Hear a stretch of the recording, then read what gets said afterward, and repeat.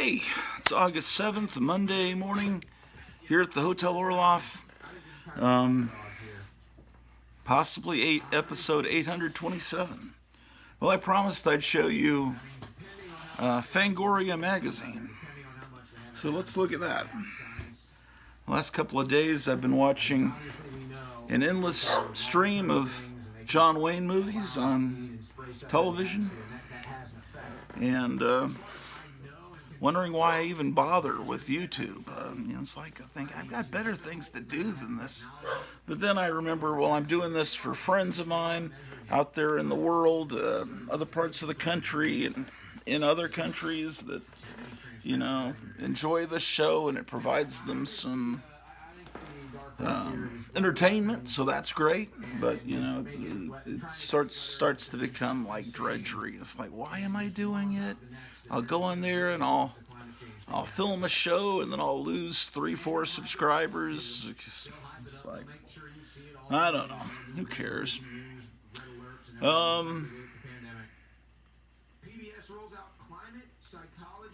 Here's a reprint of First Uncle Scrooge comic, which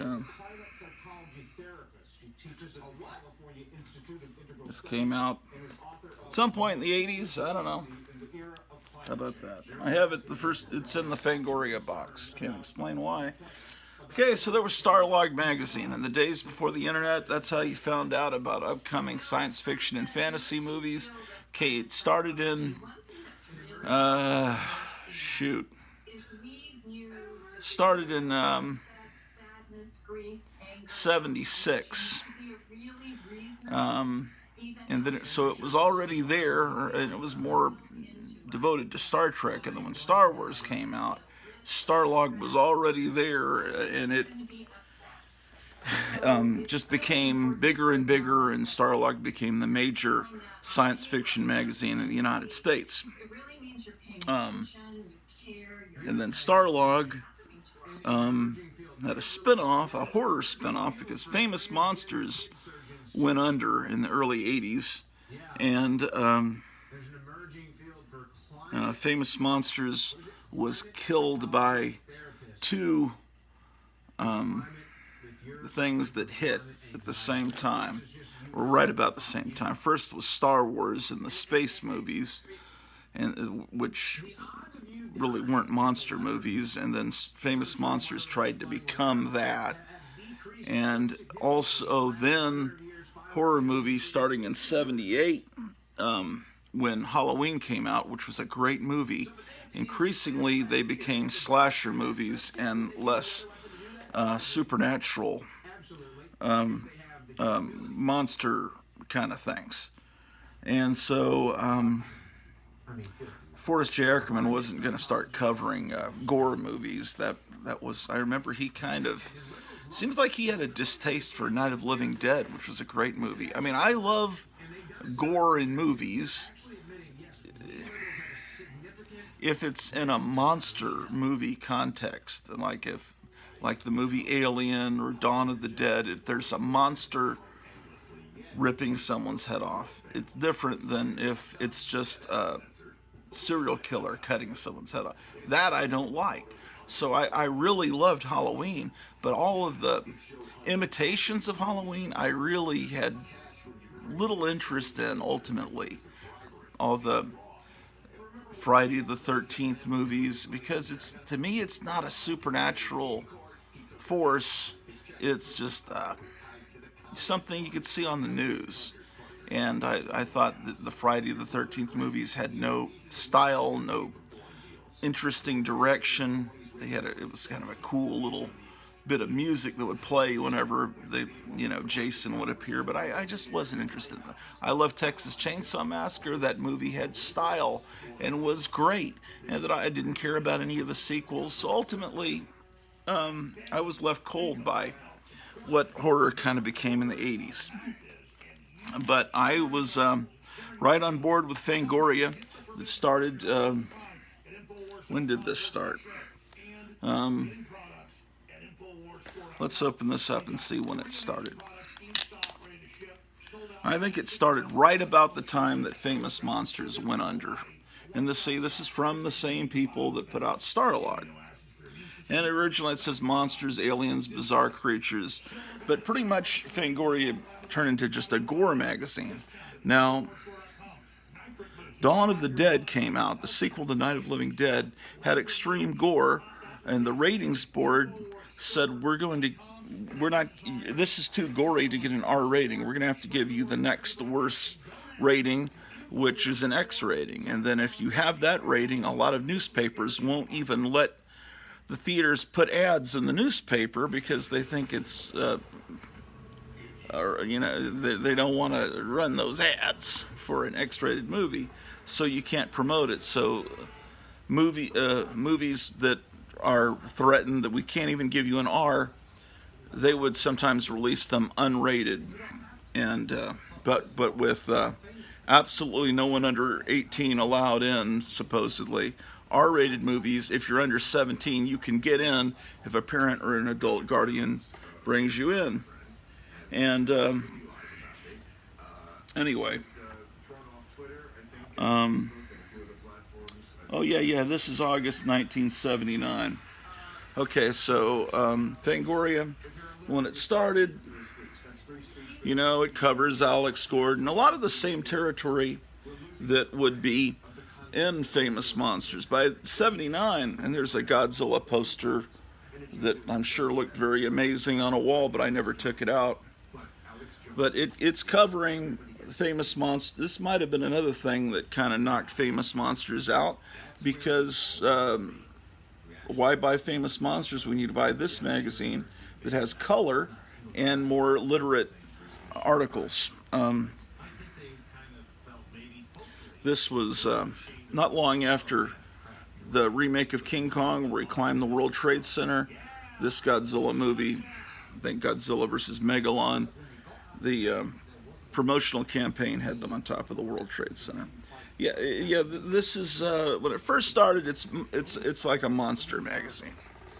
It doesn't stay a monster magazine. It's articles on Tom Savini, but this what would happen is, after Dawn of the Dead, the ratings board, no, it was after Friday the 13th came out.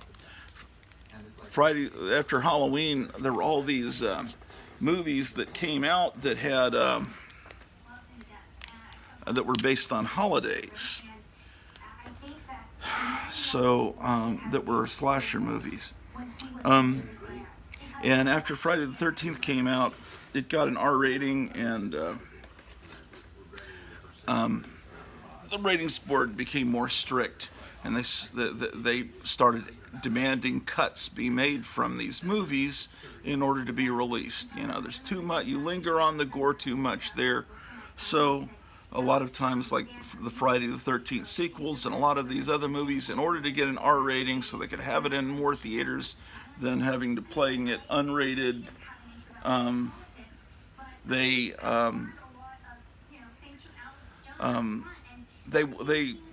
acquiesced and cut out some stuff from the movies. But Fangoria would show you stills of the things that were cut out as they did profiles on the special effects artist. And so this became the magazine where you could go and see the things that you weren't allowed to see in the theater. Episode 2, it's already starting to become more of a gore thing. This Prophecy was a movie about a mutant bear. It had a great ad in the newspaper. It's still kind of a monster magazine, but it changes. I'm not going to open every one of these.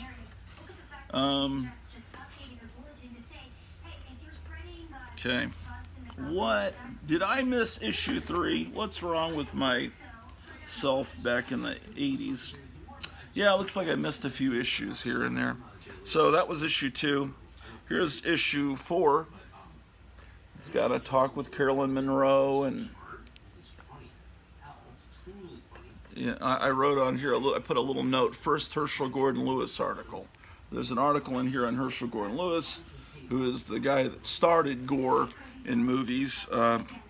In the early 60s, during the Kennedy era, he put out 2 movies, Blood Feast and 2000 Maniacs that had extreme gore, and they played in drive-in theaters in the South, and oh wow, I'm sorry, I'm distracted that they're selling cells from Filmation cartoons in the back. That's pretty cool. See, they're still covering King Kong. Later, they wouldn't be doing that. Let's see. Oh, they're covering anime as well. Dawn of the Warrior Robots. And this is a poster, isn't it? What is this a poster of? Oh, it's a giant... What is this? Oh, it's a giant poster of that. So you could... There were some posters that you could have had a pretty stylish bedroom in the late 70s from these Fangoria magazines if you're willing to pull them apart. Article on Invasion of the Body Snatchers. You know, we just assume everyone knows who Carolyn Monroe is because we're nerds, and it's like I talked to my wife and she's like, what? Who's Carolyn Monroe? And then you start realizing, I'm not going to call my wife a normal person, but normies don't know who Carolyn Monroe is. They think, you mean Marilyn Monroe? What are you talking about, Carolyn Monroe? I mean, it's just, you assume these people are celebrities to everyone. You assume everyone knows who Jack Kirby is. No, they don't. Okay, this movie, Salem's Lot, that was pretty darn good. I really enjoyed that. Where's the Herschel Gordon Lewis article, dude? Man.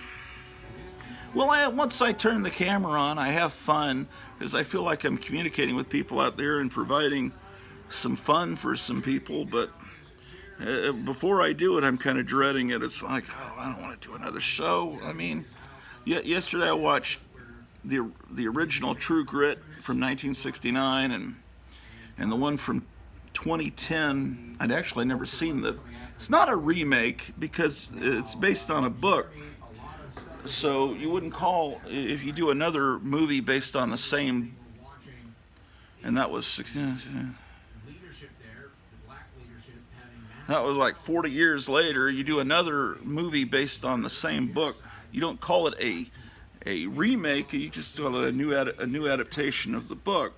Anyway, it's Herschel Gordon Lewis was called The Wizard of Gore, and no one ever saw these movies. They were just a legend until VHS came along in the early 80s, and then all of a sudden you could get these Herschel Gordon Lewis movies, and it was just so weird because the acting was, it was like it was Ed Wood quality acting and everything, but then you had this horribly lurid gore in color. It was like the weirdest experience, and those movies were a lot of fun. I have to admit I enjoy those movies. Okay, so whatever. That's issue 4.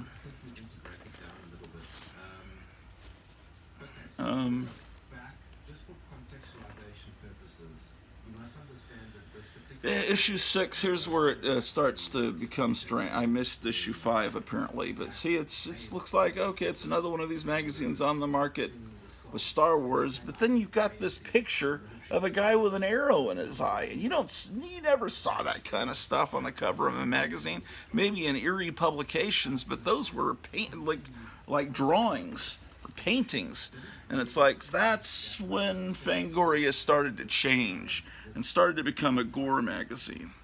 Okay, here's issue 7. It's covering mainstream movie The Shining, but then it's got a picture of from the movie Maniac, which was an extreme gore movie that Tom Savini did the special effects for.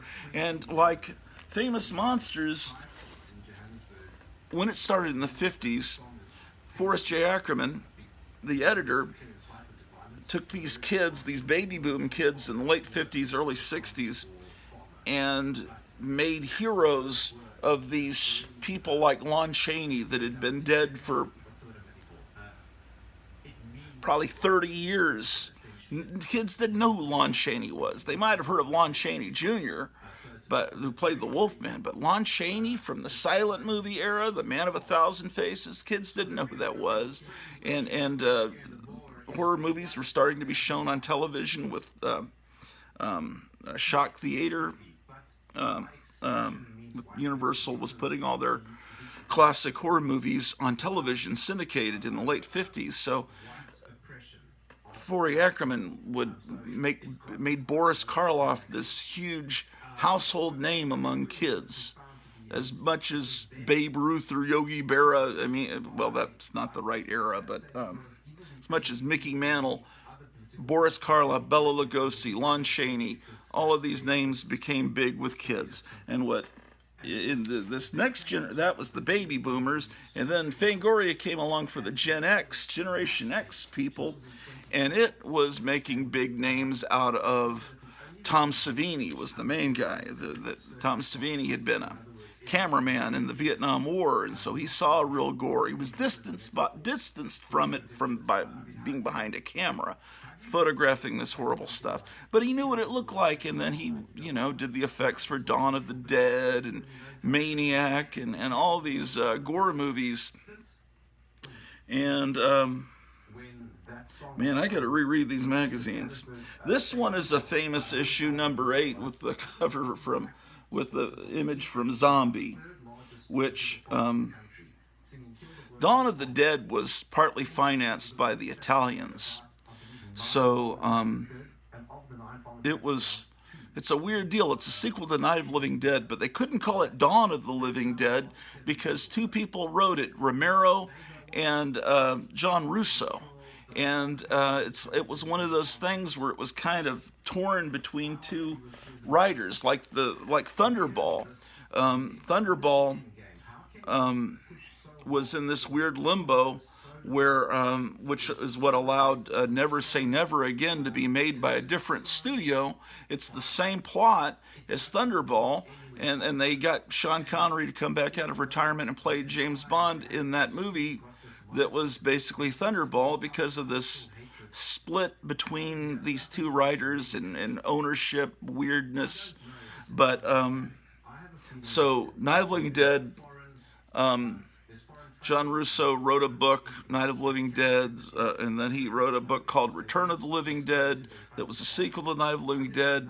So John Russo, I don't know how it was done, through the court or whatever, but John Russo kept the name Living Dead, and George Romero was able to keep making sequels to Night of the Living Dead, but couldn't use Living Dead. So you had Night of the Living Dead, Dawn of the Dead, and Day of the Dead were the trilogy, and he made a bunch of others later in later life that I don't think most people that are real zombie movie lovers really even acknowledge those as being part, because it's like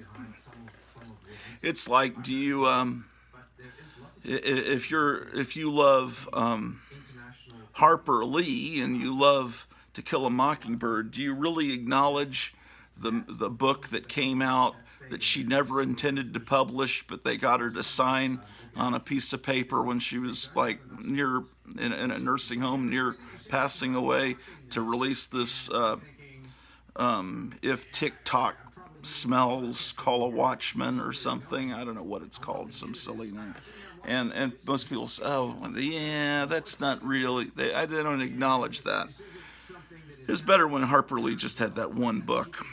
Anyway, what is my point? Oh, so the Italians partly financed Dawn of the Dead, but in Italy it was called Zombie. They called it Zombie, and they used different music in it. And then the Italians made a sequel to Dawn of the Dead and called it Zombie 2. But in the United States, Zombie 2 was just called Zombie, and it was unrelated to. It's very confusing. I don't know if you even understand what I'm talking about. Here's where, at this point, Fangoria, there was all in. It was no one. This is one of the great covers. I remember the first time I saw this from Motel Hell. There's Rory Calhoun, who was in all these Western movies, and he's got the the pig head and the bloody chainsaw. And from this point on, Fangoria was a gore magazine and all that. And I know I need to get. I just make me laugh. They have the Scanner's head explosion here on this cover. And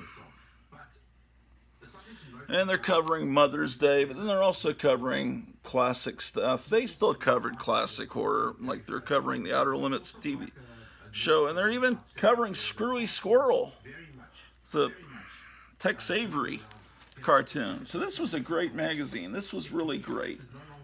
I don't know if Fangoria is still being published. I think it might be, but this was a great time period. Here's the Tobe Hooper movie Funhouse, and to date this, there's an ad for Altered States on the back. Okay. Oh my gosh. This is the sequel to Friday the 13th, and that's the head of Jason's mother in a refrigerator on the cover. I wonder what the clerk in G. Sanders Books, where I bought these books at in Pantego, Texas, when I brought these books up to the counter and they were, ringing me up. I wonder what they were thinking when they looked at some of these covers. This one's not that extreme. It's issue 13 with Dragon Slayer, which, man, wasn't that a Disney movie? Yeah, it was a team up between Disney and Lucasfilm, but it was it had gore in it. It did actually. It had really good dragons that were stop motion animated. But I remember there was a scene where a dragon was eating a girl's arm, and and there's the Beast Within. See, they always had to get some gore on the cover. And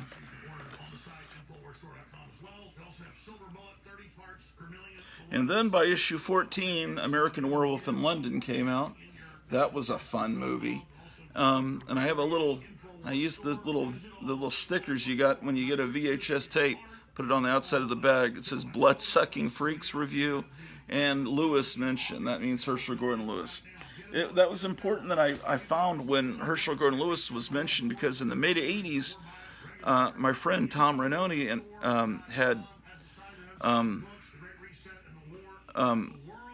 had met, and I don't know if he signed something with Herschel Gordon Lewis, but he had basically a handshake agreement that he would write a script. I helped with it, and because he had ideas, but I could put it into words, and then my ideas were added into, and we were going to make a movie. This is when we were in college, and Herschel Gordon Lewis was going to be the host, the narrator of it. The script was optioned to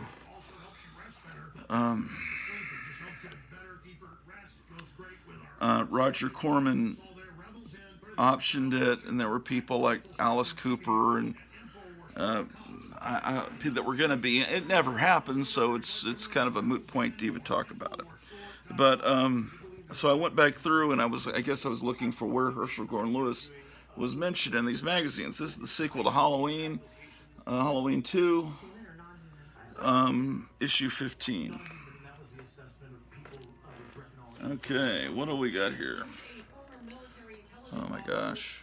16. I guess this has more covering of Blood-Sucking Freaks. That was a unbelievably sleazy movie. Basket Case had come out at this point, and that's Ghost Story, which was weird. It was a movie where they got all these classic stars from Hollywood. There was Fred Astaire, and oh man, who else was in it? They had three.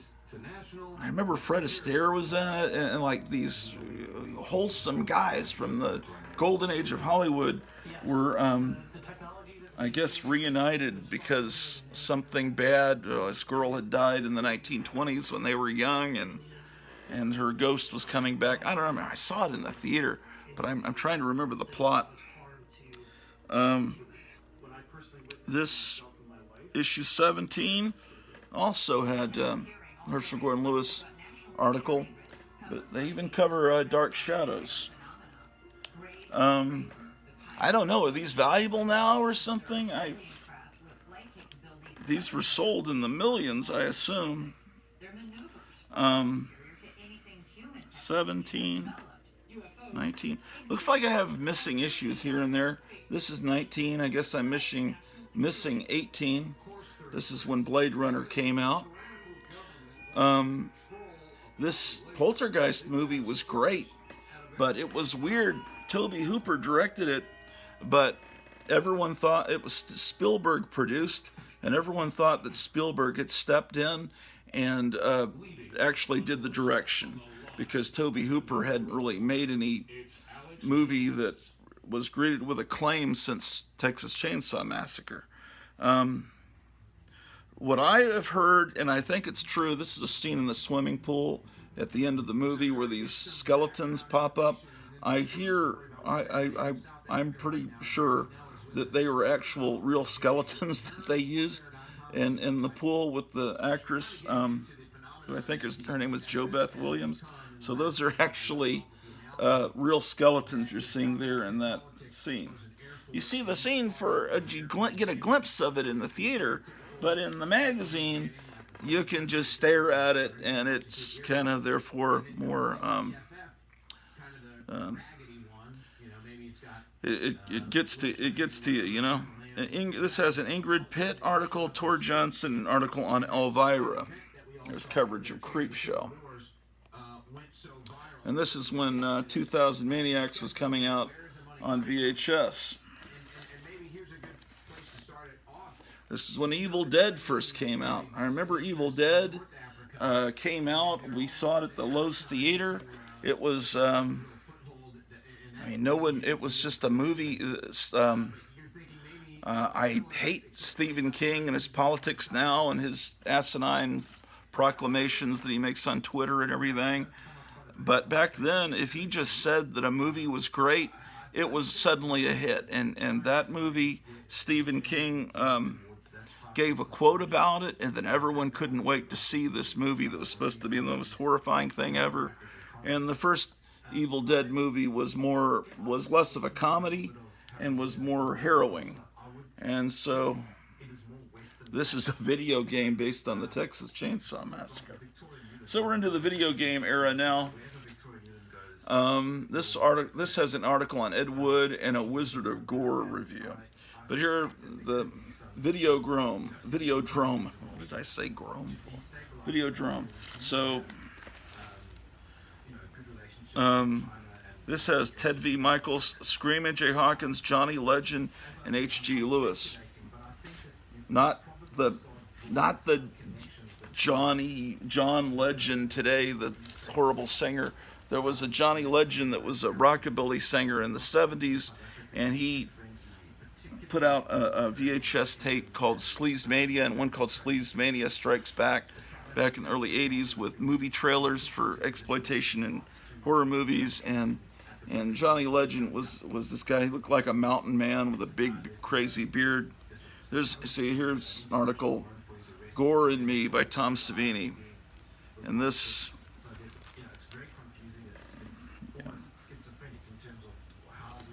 it says Shockabilly. What? This neo rockabilly that came along around this time period. Some people, it was mainly the Cramps that started it. Some people started calling it punkabilly and then shockabilly, and then although there was a band called Shockabilly, and then people started calling it. I can't remember. My mind's not working. It's all this. I liked the Cramps, but I didn't like. Let me see what this article is in here.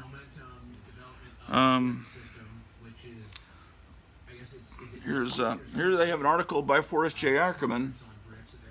Happy birthday.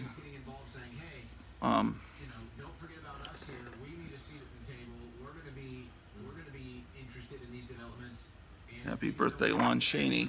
So I guess at this point, Famous Monsters had gone under, and he wanted to. I guess he was contributing to Fangoria. It was the main horror magazine at the time. Here's an article by Alex Gordon. So this was a really great magazine. Okay. Oh, I see what this is. They're calling it Shockabilly. It's just rock and roll records about monsters, you know, Zachary and the Monster Mash by Bobby Boris Pickett,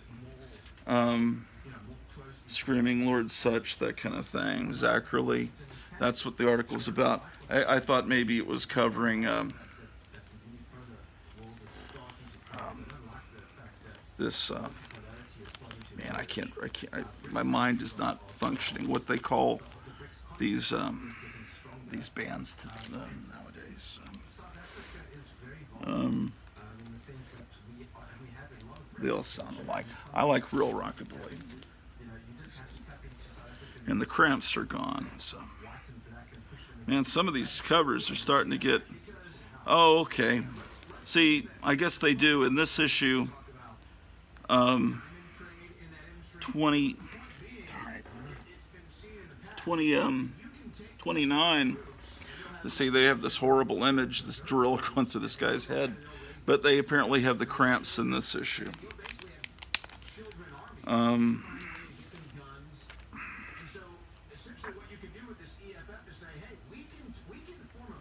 What is going on there? Here's an interview with Dick Miller. See, they make it look like a Playboy interview. The 3 pictures at the bottom. So they had this Alex Gordon running article, The Pit and the Pen, filming of American Werewolf in London. Yeah, I remember seeing The Gates of Hell in a here's a whole article about Herschel Gordon Lewis. It's actually an excerpt from a book they put out about that time about him. And so they would cover Sam Sherman, because by then you were actually able to see these old movies. They were being released on VHS, so you could go to your local video store, which at the time, there's Ray Dennis Steckler. They were at there was a video store at everywhere you went. Every street corner, every major intersection, there was a VHS store where you could. Where's the Cramps article?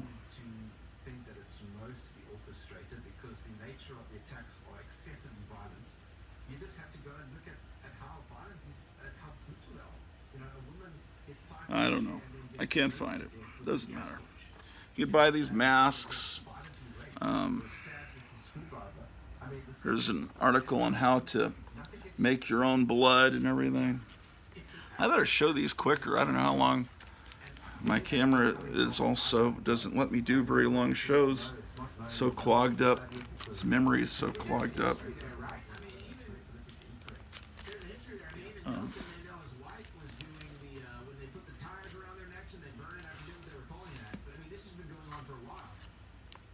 Yeah, let me go quicker, I guess. Here's a Amityville 3D.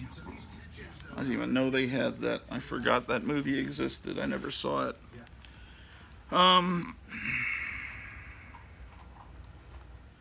Here's coverage of Christine.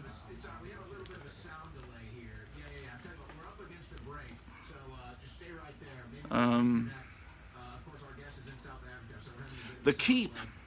That was an interesting movie that apparently it's not a lost movie, but it was never released. I don't think it was ever released on VHS or there's something about it. It was never released on DVD. It's like really hard to see now. I saw it in the theater when it came out, but for some reason the movie is like almost impossible to see today.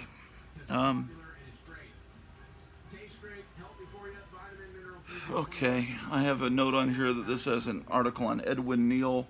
Ed Neal was the hitchhiker in Texas Chainsaw Massacre, and he was also a movie poster dealer that lived down in Austin, Texas, and we were up in the Metroplex, Dallas-Fort Worth area, and we would run into Ed Neal at conventions, and my friend Tom was somewhat good, well, pretty good friends with Ed Neal. Good enough friends that he bought the special effects prop, like in Psycho.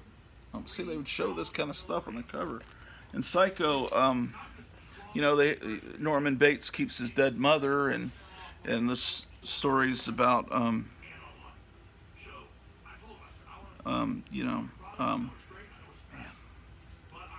I am so tired. I shouldn't be doing this episode.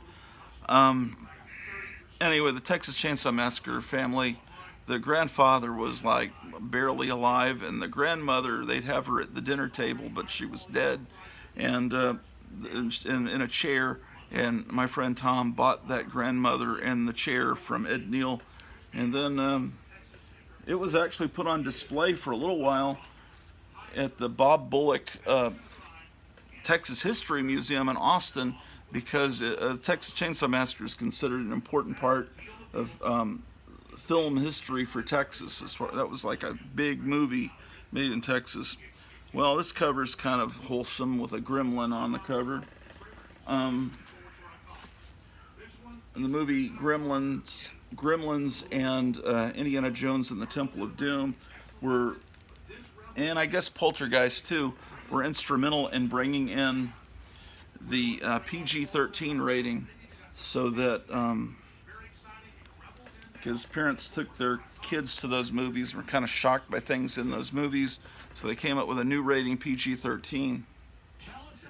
But watching, in 1969, those ratings had just come in, and I was watching True Grit, as I was telling you yesterday, from 1969. That's a G-rated movie, and there's hangings and cursing, not horrible, not the F word, but, John Wayne. I think it's like if John Wayne says son of a bitch or bastard, it's like okay, because it's like John Wayne. He's like the American flag. It's like, but I think today that would have gotten a PG, or,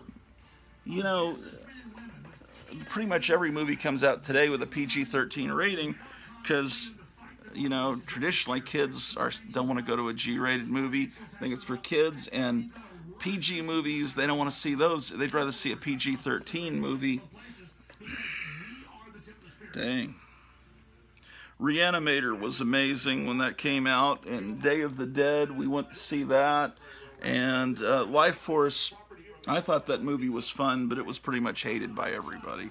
It was also a Tobe Hooper movie based on a book called Space Vampires, and it took place in England. It was supposed to be like a Hammer movie, but here's this I think that's the first zombie you see in the third of the Romero Dead movies. His lower jaw's gone, his tongue's hanging. It's unbelievable.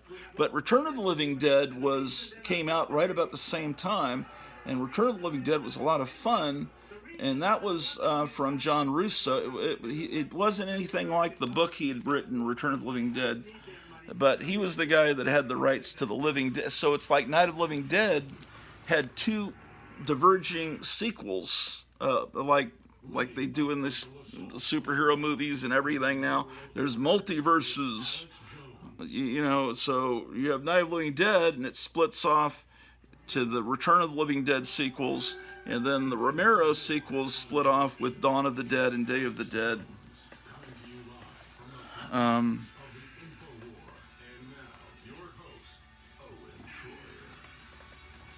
I'll get through this box yet. I see my wife's trying to call, and I can't answer the phone, Godzilla 1985, because I'm recording on a phone. So I probably need to go see. What time is it? Man, it's 1:30 in the afternoon.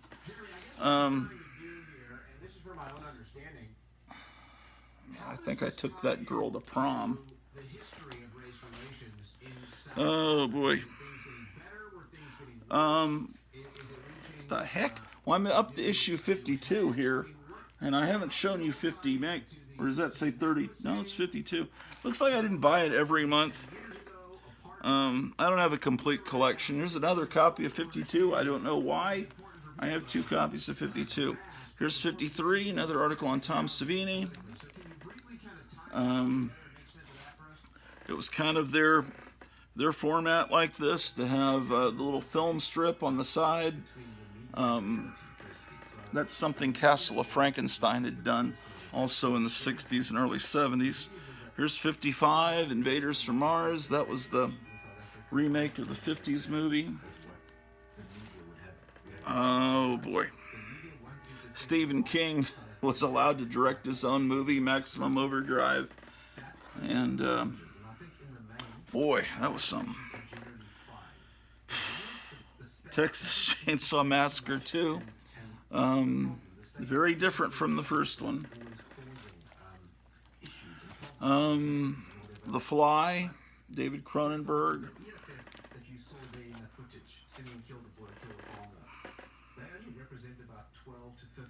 My friend Tom got in with Stuart Gordon and Brian Usna that after Reanimator came out, and went out to Hollywood, and right about this time, that's a Stuart Gordon movie, From Beyond, and I know he was special effects coordinator on Reanimator 2, and he worked on Society and all kinds of movies and music videos out there.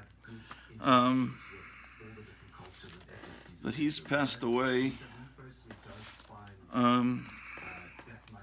Pretty much all of my friends now are friends that I communicate through YouTube and through the phone. I haven't met many people here locally yet. But this show is the way I communicate with people, and so Evil Dead 2. A friend of mine from high school worked on Evil Dead 2, Aaron Sims, and he's like a major pre-production artist in Hollywood. And he was a tremendous artist. I remember he was in commercial art class with me in high school. I loved his art in high school, but the movies that he's worked on, I don't really like the look of a lot of them. Like he's the guy that designed the look of the Green Lantern movie with those weird glowing suits. I didn't think that was good. I don't want to criticize my old friend, but he can draw a lot better than me. It's just his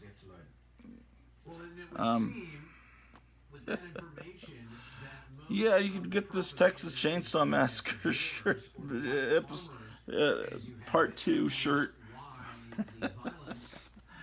I'm just anyway. Jason, the behind the mask story. So they're basically turning at this point not just the people behind the camera into stars, but Jason and Freddy were soon becoming the folk heroes in this Fangoria magazine. You know, it was like kind of becoming Tiger Beat. You know, it was like and Leatherface too was one of them. And you see all the people that worship these people now at these horror conventions, and they're covered in tattoos of all of them and everything, and it's like, and there's Pinhead. I told you about when that movie came out. We went to see it in Fort Worth about 5 or 6 months before it came out. They had a preview showing, and there was a guy in the lobby collecting little cards. What did you think of the movie? What could we change? What was great about it? What wasn't so great? And my friend Tom just wrote on it, "Give it up, Clive." And he handed the card to the guy in the lobby. And then later I realized, looking into the books of blood that Clive Barker wrote, it's like, oh, that guy that we handed those cards to, that was Clive Barker. The heck? What movie is that from? My gosh. Yeah, and what's weird is a few years later, he was working with Clive Barker on his movies. I forget the movie he worked on. Several movies with Clive Barker. He became a friend of Clive Barker's. But I don't think he ever told him, hey, I was the guy that gave you that card that said, give it up, Clive. Because when we saw Hellraiser, we just thought, it's just a knockoff of all the Italian horror movies we've been watching nonstop from the video store down the street. Okay. There's Elvira. I never was into Freddy Krueger that much either. I didn't like the Pinhead movies. I didn't like Freddy Krueger. But there was one I liked. I think it was the third one.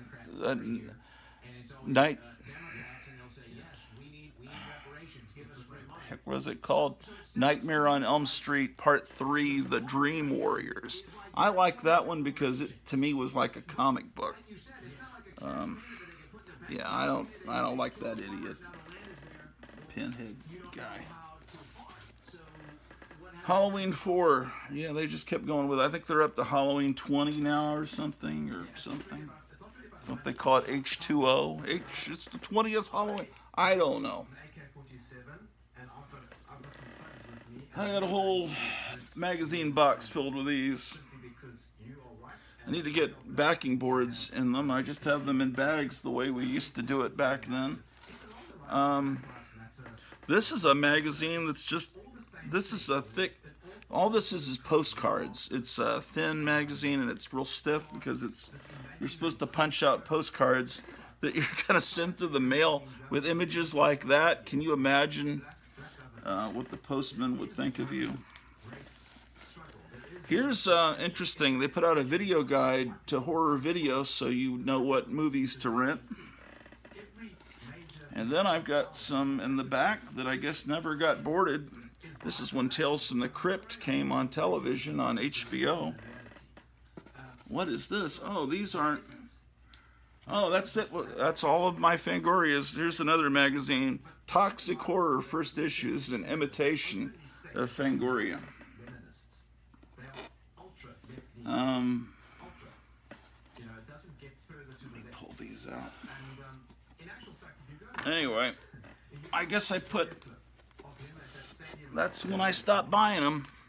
When did HBO Tales from the Crypt come on? Was that the late 80s, probably?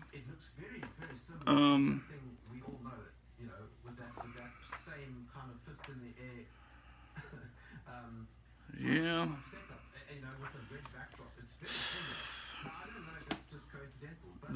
Here's another one called Horror Fan, which is another imitation. I don't even remember this. To date this is when Leviathan came out, which is a movie I think I saw, but I don't even remember it. Okay, Leviathan, what was that about? Yeah, I think I saw that. Horror Fan. I think Nightbreed was a movie that my friend worked on with Clive Barker. It's not a movie I ever saw. Apparently this Robert Englund guy played Phantom of the... I never liked that guy. Wasn't he in... What was he in? V? The Alien TV series V? I think he was in that. I don't know. To me, there was something about that actor, Robert Englund. He reminded me of that guy that played Data on the second Star Trek series. Just an annoying actor. This is, I'm sorry, I'm going to lose subscribers. Some people I just don't like, watching too much. It's like Jonathan Harris, I love Lost in Space, but it's like Dr. Smith is kind of skeevy, and it's like Dr. Smith from Lost in Space, Bill Gates, Mark Zuckerberg, what did I just say? Robert Englund. I mean, they're all kind of Data, whatever that actor's name is. They're all just kind of creepy. I don't know, something about them. It's like I wouldn't want to live next door to them. Not because they're scary people, just because they're kind of just creepy. Here's a publicity magazine that came out at the same time as the 1989 Batman. This is just one of those magazines that they put out tons of magazines like this now. This is the only kind of magazine that's made now. When something popular comes out, they'll put out, like a magazine about that. But this is one for the Addams Family. Like a giant poster of Uncle Fester. Ooh, that looks kind of good when you just use one eye. Who would put that on their wall? I guess I bought this before it came out. I thought that this was going to be really great because I love John Belushi and I love Spielberg, and this painting was great and the music was great. I bought the soundtrack before the movie came out, and then the movie just wasn't funny. It's like, I don't know. Spielberg just wasn't funny. And I thought, well, Spielberg must have a sense of humor because that was hilarious in Raiders of the Lost Ark, where the guy comes out twirling the swords, and Indiana Jones just goes and pulls out a gun and just shoots him. That was great, but apparently that was Harrison Ford's idea, and so it wasn't Spielberg's idea. Here's the official collector's edition for The Empire Strikes Back. I don't remember. I think this was sold on newsstands. Either that or I bought it at the theater when I saw it. It looks like it's gotten damaged a bit in the move. It looks like these books got damaged. Or did they? Yeah, I think they did. I was watching, I have no idea. Speaking of all that list of people that kind of give me the creeps, I will add Comic Tom to that. And I'm sorry, I don't want to be mean to people, but anyway, Comic Tom was talking this morning about this is going up in value. Star Wars, 53. It's the first appearance of Lando Calrissian, and Lando's going to be in a new movie or TV series or whatever. It's the comic book, and I was like, that's not the first appearance, because anyone that was there knows that I have this. There was a magazine that came out simultaneously with Empire Strikes Back, magazine, color, comics, with the whole adaptation of the whole movie by Al Williamson, as I recall.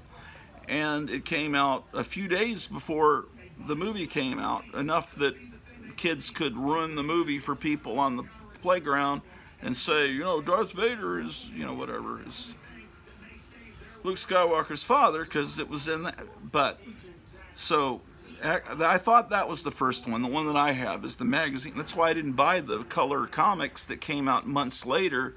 They were serialized each issue in the regular Star Wars run, because I got the magazine. But apparently the first appearance, if you want to be one of those morons, is in a paperback that had that same art. That was the first appearance. Then there was the color magazine, which I can show you if I can find it. And then it was reprinted a third time, and then this regular monthly Star Wars comic eventually didn't get to that issue with Lando Calrissian and Cloud City until I think it was a January issue, so that means it would have come out around November, and that movie came out in May, end of May. Anyway, people can believe whatever they want to believe. This is, man, what is this? It's publicity magazine. I wonder if this is, boy, did he look like Superman. I mean, really, unbelievable. But it doesn't just cover Superman. Well, it looks like it also covers Every Which Way But Loose. Yeah, it's just a bunch of pictures. Did I get this at the... I guess I just bought this at the newsstand. Yeah, I guess so. Here's official collector's edition for Gremlins.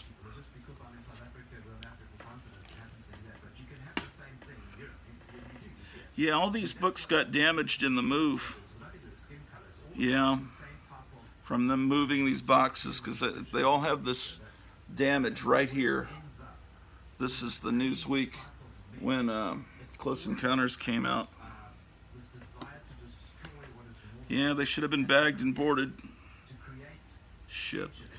I mean, shoot. This is there's the son of Star Wars. Their Newsweek when September 11th, 1978, when Battlestar Galactica was coming on the air. Everyone thought that it was going to be a hit.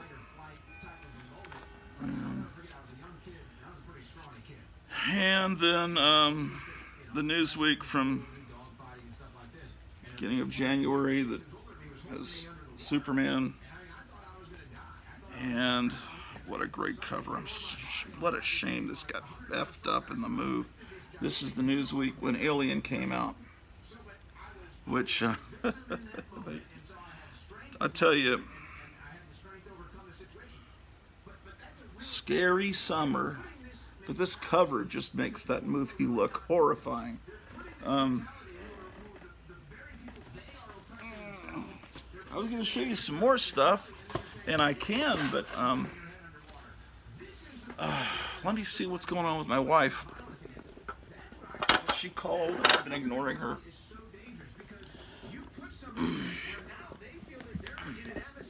Okay. Yeah.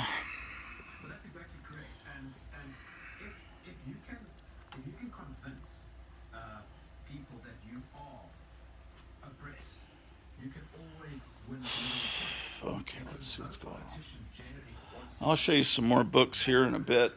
I've got a whole stack of books I wanted to show you, but let me set you down and I'll go see what's going on upstairs.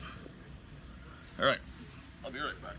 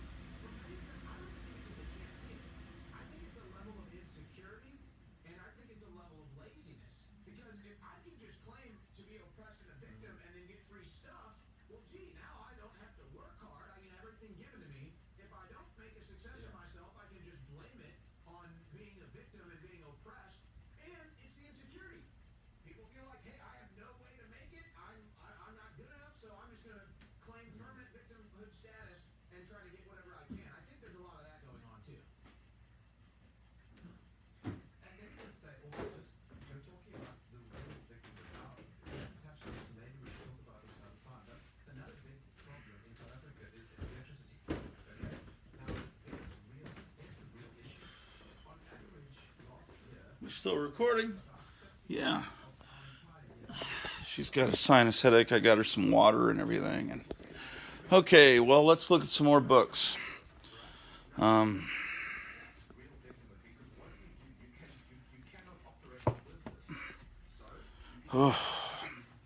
Yeah. I started, I love horror movies and always have, and then things started to be less interesting to me. As that's probably why I stopped buying that magazine and haven't bought any for decades, if Fangoria is still published. I've been going through some stuff in the closet, and I've been finding things. Speaking of Star Wars, when that first came out, there was Starlog, but over in England there was a magazine called Starburst, and that magazine was for sale at Lone Star Comics. And so the summer of '77, when Star Wars came out, this was one of the things that you had to get. It's is it got a cover, back cover too. So, and it was like Starlog. It had these cartoons, and it had coverage of Star Trek, of course, and Star Wars, and an Irish TV report on the origin of modern science fiction. It had about a space cruiser Yamato and the Incredible Melting Man, which came out around that time. And mainly kids were getting it, like me, for the Star Wars coverage. But the second issue covered this Japanese animation, and then that was when this hideous Nicholas Hammond Spider-Man series came on television. And oh, look, there was a store called Weird Fantasy in 3 Lewisham Way, New Cross, London, England. There was British comic strips in here. Article on The Prisoner, which is a great show. You had this really cool poster. I mean, that was the first time I'd ever heard of this flying World War II battleship.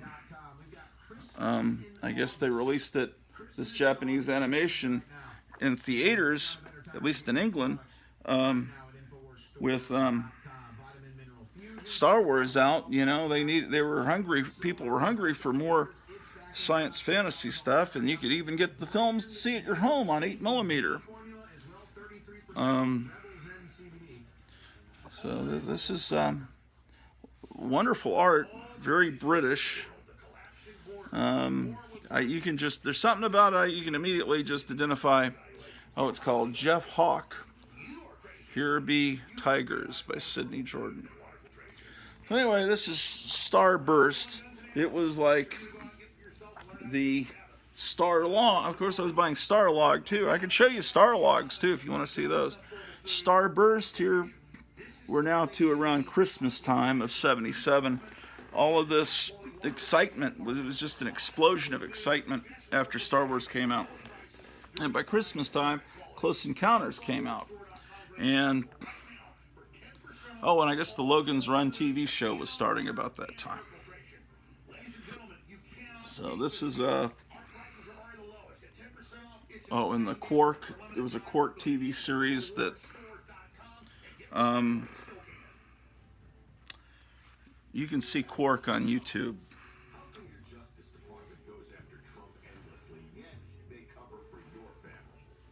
Okay, that's Starburst. And then looks like I didn't buy it again until issue 38. And see, this is a taller magazine. They were magazines, those Starburst ones, those earlier ones are the same height as an American magazine. This is taller. Here's stuff about Carolyn Monroe. And more comic strips from British artists. Stuff about Blake Seven, which is British science fiction. Escape from New York. So we're up to an article on the Stepford Wives, Quest for Fire. Okay, yeah, that's Starburst. But meanwhile, and those were at the comic store. I don't know if I saw those ever in regular bookstores in the States, because they don't even have American price tags on them. It just says 50 pence. This one, April 1977, this one was on the newsstands in, well, this is right before Star Wars, April 77. I mean, Star Wars would come out, right after this, a couple of months later. Because if it's dated April, that means it really came out maybe February of 77. So at that point, this is the state of science fiction. Star Trek Logan's Run, Space 1999, and 2001 A Space Odyssey. When my older brother, he saw Star Wars before me, he went to see it in Fort Worth with a date, and he said, it's the special effects are better than 2001, because that was the benchmark back then for what, great special effects were. Who put this magazine out? Is it Charlton? It feels... Oh, no. It's Myron Foss. This is the same publisher that put out the eerie publications, those lurid covers, Tales from the Tomb. But he would cash in on fads, too. And he's got a great many-page article. Many-page. Wow. Well, how long is this? It starts, an article on Flash Gordon. It starts here, it keeps going. So I can tell that Myron Foss loved, and actually, didn't I find a Myron Foss magazine the other day that was all into Mars attacks? And this guy, Myron Foss, loved this Flash Gordon stuff. And he was, it just keeps going, which is wonderful. It keeps going. Wow. And more. And then it gets to Star Trek.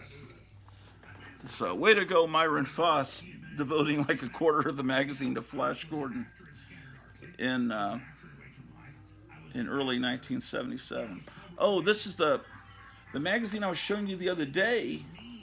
Was Space Wars, and here's some more copies of Space Wars, but they were in another box. I need to get it, I'm trying to organize, get everything together. Here's an April 78 Space Wars. As I recall, this is Myron Foss. Yeah, see, Myron Foss. These were on the stands where I bought books, but those Myron Foss horrible horror books, those never showed up at this particular bookstore. But somehow, when he did these science fiction magazines, they made it. And this magazine actually starts off, see, it makes it look like Star Wars, but it's got all these comics, very Star Wars looking comics that just keep going before it turns into a text magazine covering things like Close Encounters.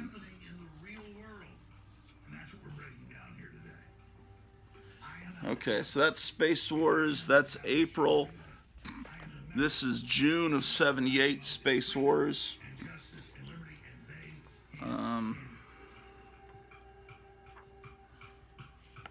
And UFOs may doom life on Earth. This sums up that whole time period to me. This sums up my whole 7th grade. This one page. But these magazines flooded the market. Magazines, because kids just wanted anything with, Star Wars written on it. What happened to Tobor? There's a Tobor poster over there. just realizing a lot of the light bulbs around me, I was wondering why my eyes are always bothering me. They use those curly Q stupid whatever it is, CFL bulbs. I've got to get up there and change these bulbs out because I hate that fluorescent light, and I bet that's probably why my eyes have been messing up lately. Surrounded with that hideous Obama light. April, June. This must be Myron Foss 2 Star Warp. Let's see if it is. Feels like it. Yeah, Myron Foss publisher. Gets Harryhausen, Omega Man. Get your Barbarella on the back cover.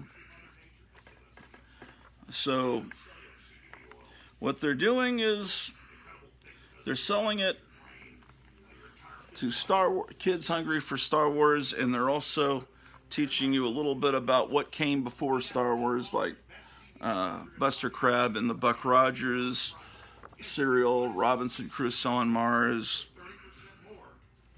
UFO. This has got yeah, that TV show was so great.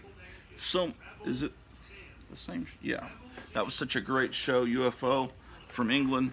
It's got such a great theme and such a great look. It's a little more depressing than you would think it would be, but okay, so that's that. This, I bet, is Myron Foss too. Let's see if it isn't. Super Star Heroes. It feels a little slicker, so maybe it isn't.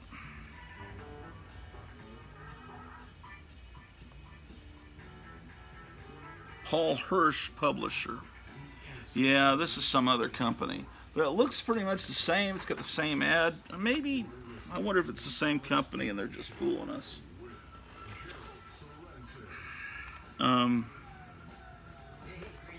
You can build a working laser pistol.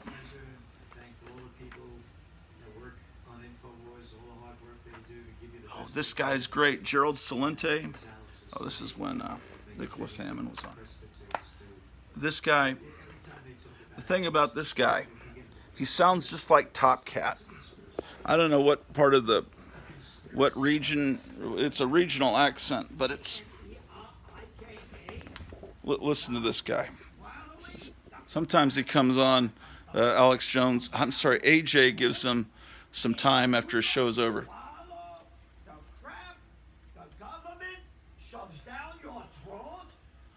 Picture Top Cat talking. In the land of the free, in the home of the brave. What brave? You got a country of cowards, little boys and girls that follow orders. Amen and amen. See, that's just like, to me, he's Top Cat will never die as long as Gerald Celente is on the earth. Actually, I don't remember who. Actually, Top Cat was really, his voice was Arnold Stang. All the voices of all the cats in Top Cat were done by somewhat famous comedians of the time, stand-up comedians that have been kind of forgotten to time, and now we just know them as the cats on Top Cat.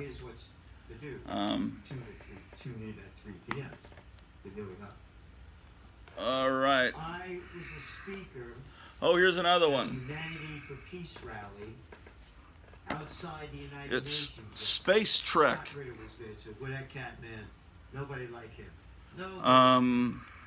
He was one of the speakers as well. Myron Foss. I bet that other one was Myron Foss too. Not that many people turned up. I bet if I looked at the names, I'd realize.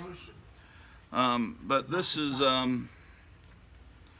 selling the monogram model kits. These spaceships were designed by, Battlestar Galactica, Glenn Larson got the same production artist, Ralph McQuarrie, to design the look of the show. And then he hired John Dykstra to do the special effects. I mean, that is almost exactly the X-Wing. It's just they've altered the wings. I mean, it's... So anyway, covering Superman. Uh-oh, is this Tony Tallarico art? Better You know what not the be. colon is? All the crap shoots through the colon. That's your I don't know what that is, but it, for a moment, fooled me into thinking it's... The heck was that? I thought it was Tony Tallarico art. Colon crap. This is proof that Saddam Hussein has weapons of mass destruction. And again, Scott Ritter was the Yeah. came out Okay, against us. wonderful. There's no evidence at all about this. And there's that clip of little Joe Biden. Okay. The freak gets our president denouncing. Here's some magazines that might be interesting. That's the UN. Harvey Kurtzman was the genius behind Mad Magazine. That's all it is. But It didn't change from the how one did this America work? didn't want to get into after World War I. he left It's a clown show. in a dispute. Bunch of little bureaucrats, little arrogant people, members of the club, putting out. And he said, I'll create my own magazine. I'll show them. And he created this magazine called Trump. Imagine if you were Ukraine. This is a Harvey Kurtzman magazine. And he brought a lot of his friends like Will Elder along. And this was actually financed. It's Will Elder art, parody of the Breck ads. And it's real slick because it was paid for with Hugh Hefner money. So it's not like Mad. It's not printed on newsprint. It's printed on glossy paper. And so this was... It didn't sell well enough because it sold for 50 cents. And Mad sold for what? At this point, this is 1957. I think at that point, Mad was still selling for a quarter. So it was double the price. But it's basically what Harvey Kurtzman would have done with Mad later in the 50s had he stayed. Let me straighten the camera. You guys are crooked. Okay. It's but it has, because it's got Hugh Hefner money. It's got this. Oh, can't show that. It's just got unbelievable stuff in it. Parody of Little Abner. Anyway, it wasn't successful because I think after a few issues, Hugh Hefner pulled the money. I can't read what that says. It's one of his joke covers. Anyway, so then Harvey Kurtzman started another magazine. But, let's see, this is this kind of is a precursor of what the National Lampoon would be later. Around, when that started, about 1970, 71. It's a parody of Sports Illustrated.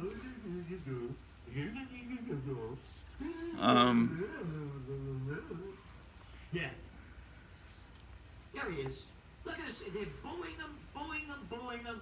Look at this little stupid piece of... Oh, this is a famous, this is one of my favorite Will Elder illustrations ever. I have this blown up on my wall. This image is supposed to be a pulp illustration. Parody of a pulp.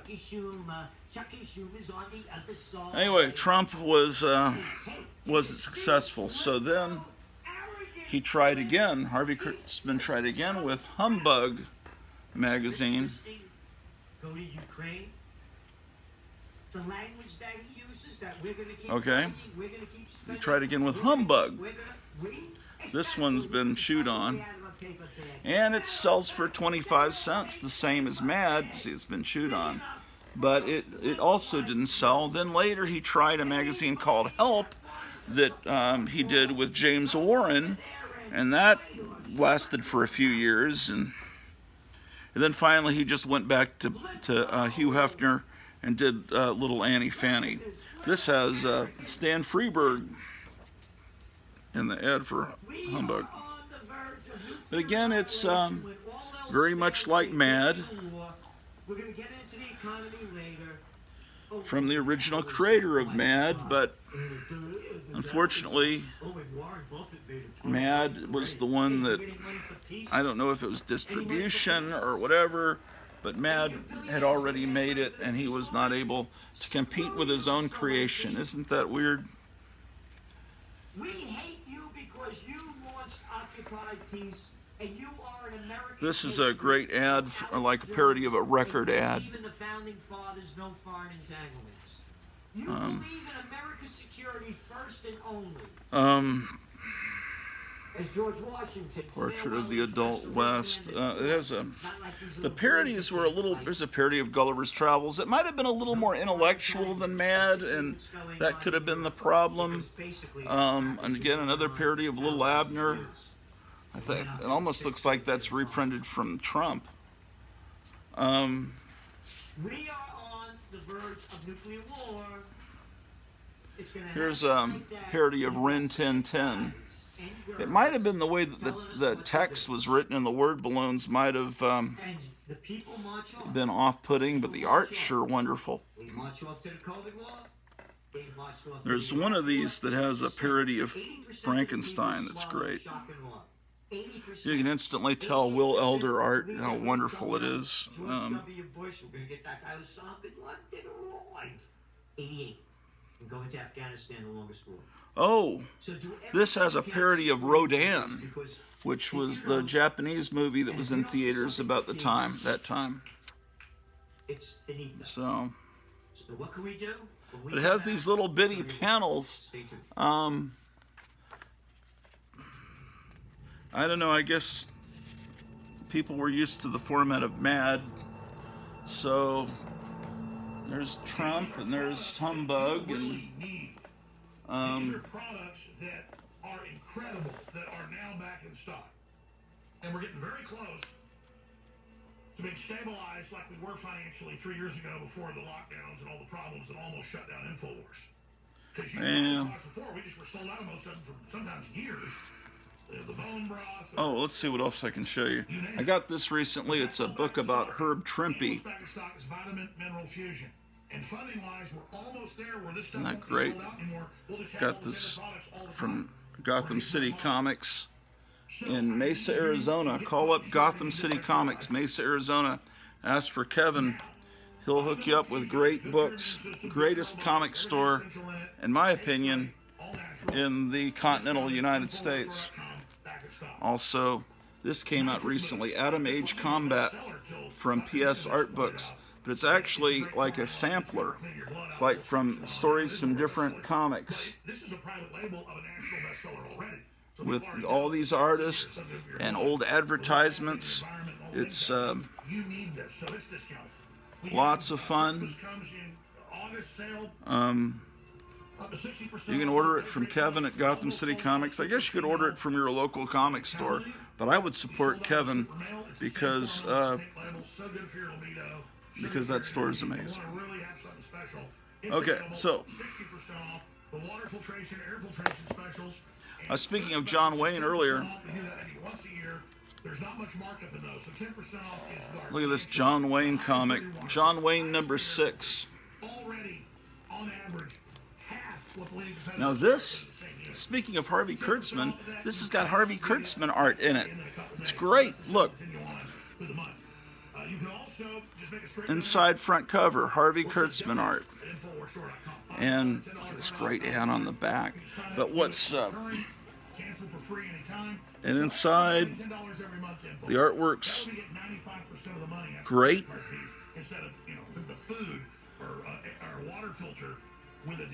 Here's more Harvey Kurtzman art, the creator of Mad, the one that was behind those two magazines I showed you, Trump and Humbug.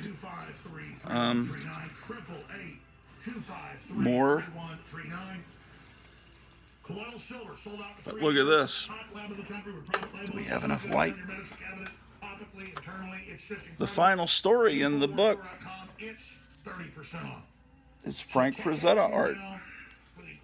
Frank Frazetta and Harvey Kurtzman would both go on to work at EC Comics. So there's two great things colliding. Frank Frazetta and John Wayne It's not just me, it's our guests. It's almost like a Reese's peanut butter cup, right? Two great tastes that grow great together. The only, the main flaw with this book is just this missing little piece, which probably was like some kid, oh, and it looks like some blood too. This might have come from a crime scene. This may have been the last book that some mafioso boss was reading when he was shot to death, you know. And he left a little tear and a blood stain. Anyway, John Wayne comics, number 6. A frontal assault on the lies of the New World Order. It's Alex Jones. Speaking of westerns, look at Donald Duck, the sheriff of Bullet Valley. This also has some problems with the back, but look at that cover. Definitely needs to be on a comic book wall, if I had a comic book wall. Also, speaking of John Wayne played Davy Crockett in the Alamo, but everyone knows the real Davy Crockett would be As I said, I was Fess Parker. to be one of the speakers And actually, at the Alamo, this whole part here was gone. That was restored, I think, in the 20th century. people showed up. The Alamo was completely destroyed. I mean, the Alamo is more than just, we think of this as the Alamo, but that was just the chapel. That was just one part of the Alamo. The Alamo was a big complex. It's like if I said Fort Sam Houston, and I showed you just a little church in Fort Sam Houston, and say that's Fort Sam Houston. No, that's one building in all of, but that's the only thing that's kind of left, and that's where the final battle took place in the chapel, of course. And Walt Disney's Davy Crockett. Again, the cover of the Trends Journal magazine What else do I have here? is I showed you these in a 4-hour broadcast that nobody probably watched, so I'll show them to you now. Here's Mystery in Space number, darn it, 62. So we were on this. We were the first calling it a fraud. So that's January. And, February is when. ooh, this is they start beautiful. sending kids home from school. Strange Adventures number, That guy Dorsey. man, I think it says 179. This is his trip to South Africa, and everybody got to start working from home. That's in February, March. And here's Strange Adventures Now May, it's at the top. number The whole 161. Some kid was selling this at a garage sale. by September. They thought, I paid 12 cents. I'm going to sell it for 40 cents. They got the cent sign backwards. That's right. But, So this is May 12th, 2020. When George W. This is called Shock and Awe 2.0. When George W. Bush launched the Here's Iraq Tom War in Corbett, 2020, Space Cadet. 2003, the prostitutes passionately quoted, and the vast majority of American public bought his quote shock and awe strategy. I have some more of these. I think I've got more upstairs that I forgot to bring down. His fictional weapons of mass destruction Anyway, and bring where are they here? democracy to the people.